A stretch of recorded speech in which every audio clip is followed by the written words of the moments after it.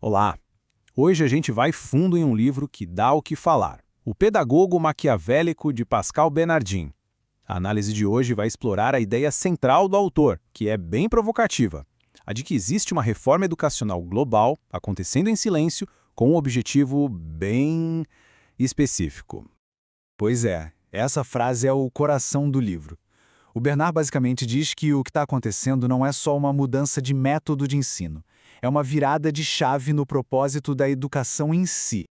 Para a gente entender esse argumento, que é bem complexo, vamos seguir um roteiro, tá? Primeiro, vamos ver o que seria essa tal revolução pedagógica. Depois, vamos abrir a caixa de ferramentas psicológicas que o autor diz que estão sendo usadas. Aí, a gente vê como isso chegaria na sala de aula, mudando o objetivo da escola, até a gente chegar na conclusão final do livro. Beleza? Então vamos começar a desvendar isso. Qual é a base do argumento do Bernardin? O ponto-chave, segundo ele, é que essa reforma não é um monte de coisa acontecendo por acaso. Ele descreve como um movimento global, todo coordenado, com uma meta muito clara: remodelar a psicologia da sociedade. E o ponto de partida? A educação das crianças. E quem estaria por trás disso? Bom, o Bernardin aponta o dedo para grandes organizações internacionais. Segundo ele, instituições como a Unesco e a OCDE seriam as grandes responsáveis por espalhar e, de certa forma, padronizar essa nova filosofia de educação pelo mundo todo. Mas como uma reforma desse tamanho seria colocada em prática? A sacada aqui, segundo o livro, é que isso não acontece na base do decreto, sabe? A coisa mais sutil. A ferramenta principal seria a psicologia social. Vamos ver que ferramentas são essas. O primeiro conceito que o Bernardini puxa é o da submissão à autoridade, que ficou super famoso com os estudos do Stanley Milgram. A ideia é que pessoas comuns podem fazer coisas que nunca imaginariam, coisas até bem pesadas, só porque estão obedecendo ordens de alguém que parece ser uma autoridade. O experimento de Milgram funcionava assim, ó. Uma pessoa comum, fazendo o papel de professor, tinha que dar choques cada vez mais fortes num aluno toda vez que ele errava uma pergunta. Só que o aluno era um ator. O ponto principal é que, mesmo ouvindo os gritos de dor, a maioria das pessoas continuava aplicando os choques se o pesquisador de jaleco, a figura de autoridade, simplesmente falasse: o experimento exige que você continue. E o resultado? Bom, o resultado é de cair o queixo. Mais de 60% das pessoas foram até o fim, apertando o botão do que elas achavam que era um choque de 450 volts. Impressionante, né? Vamos para a segunda ferramenta da caixa, a conformidade. Sabe aquela pressão para a gente se encaixar no grupo? Então, o experimento clássico do Solomon Asch mostra o poder disso de um jeito incrível. Imagina a cena. A pessoa está numa sala e precisa dizer qual de 3 linhas tem o mesmo tamanho de uma outra linha de referência. Moleza, né? Só que todo mundo antes dela dá a mesma resposta, que está na cara que é a errada. A pressão do grupo é tão forte que cerca de 75% dos participantes concordaram com o erro pelo menos uma vez. Agora, a terceira técnica, e talvez a mais importante para o argumento do livro, a dissonância cognitiva. De forma bem simples é o seguinte: o nosso cérebro odeia contradição. Se a gente faz alguma coisa que vai contra o que a gente acredita, isso gera um desconforto tão grande que muitas vezes é mais fácil mudar de opinião do que admitir que a gente agiu de forma incoerente. Olha só esse experimento que deixa isso claríssimo.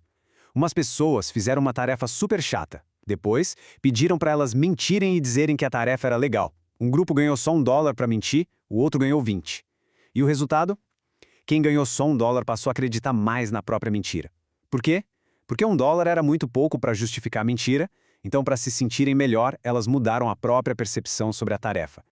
E isso, gente, abre a porta para uma outra técnica bem conhecida, a do pé na porta. Basicamente, se alguém já disse sim para um pedido pequeno, fica muito mais difícil dizer não para um pedido maior logo em seguida, por causa daquela necessidade de ser coerente. Tá, tudo isso é super interessante.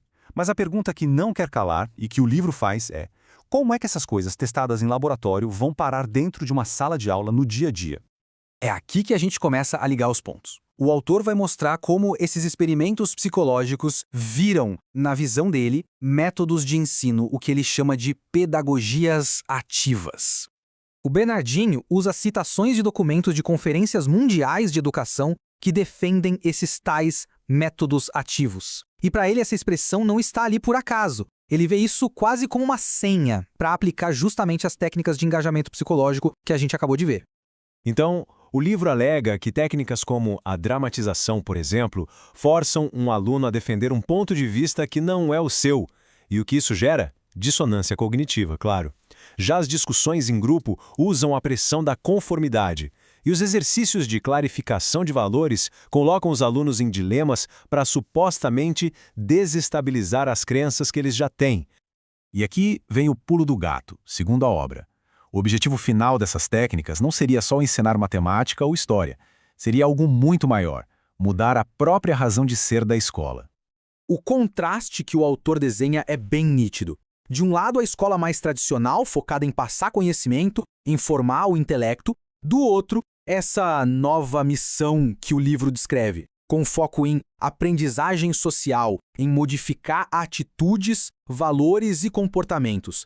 A ênfase sairia do desenvolvimento cognitivo para o não cognitivo. Bom, e depois de tudo isso, aonde o autor quer chegar? Qual seria o objetivo final dessa suposta revolução pedagógica, na visão dele? A conclusão dele é forte, para dizer o mínimo. Ele afirma que usar essas técnicas psicológicas de forma sistemática na educação não levaria a mentes mais livres, mas sim a uma forma de controle bem sutil, uma ditadura psicopedagógica, que impõe valores e comportamentos sem precisar usar a força.